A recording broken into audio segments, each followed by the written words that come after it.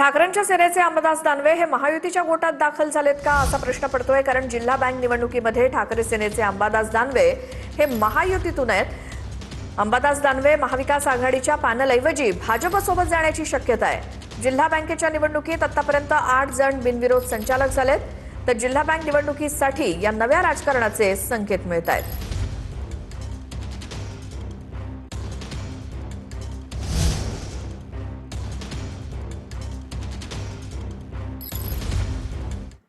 मुंबईमध्ये महाविकास आघाडीच्या आमदारांची एकत्रित बैठक पार पडली आणि या बैठकीला विधानसभा आणि विधान परिषदेचे मिळून फक्त 37 आमदारच उपस्थित होते। 23 आमदार गैरहजर होते।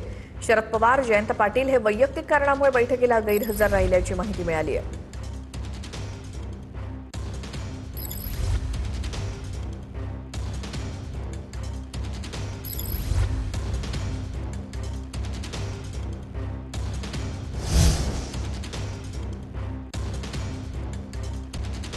महाविकास आघाडीची महत्त्वाची बैठक आणि याला 59 आमदारांपैकी केवळ 37 आमदारच उपस्थित होते।